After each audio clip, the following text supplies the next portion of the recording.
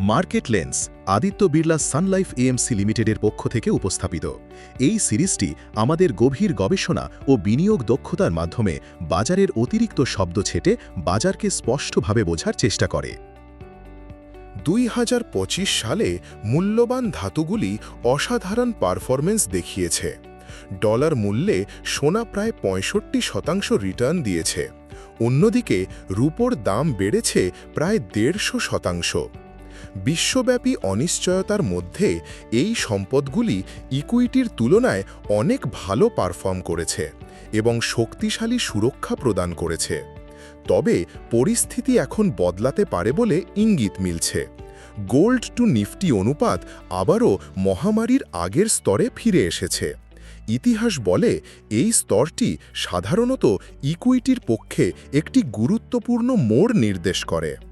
গত 2 দশকে এমন পরিস্থিতি 3 বার দেখা গেছে। গ্লোবাল ফিনান্সিয়াল ক্রাইসিসের পর, 2011 থেকে 2013 সালের মধ্যে এবং আবার 2020 সালে।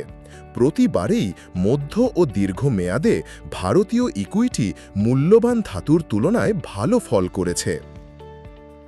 এই দৃষ্টিভঙ্গিকে আরও শক্তিশালী করে একটি গুরুত্বপূর্ণ সূচক। তা হল লাভের বৃদ্ধি এবং বাজার মূল্যের বৃদ্ধির মধ্যে পার্থক্য।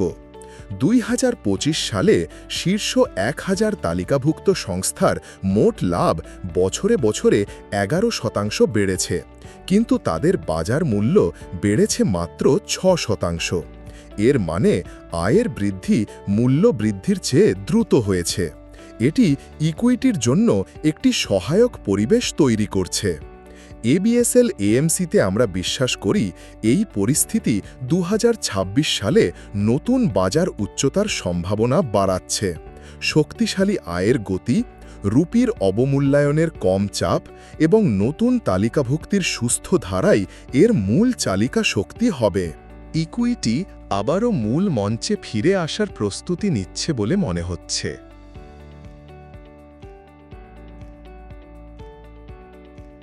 মিউচুয়াল ফান্ডে বিনিয়োগ বাজার ঝুঁকির অধীন। বিনিয়োগের আগে সমস্ত স্কিম সম্পর্কিত নথি মনোযোগ দিয়ে পড়ে নিন।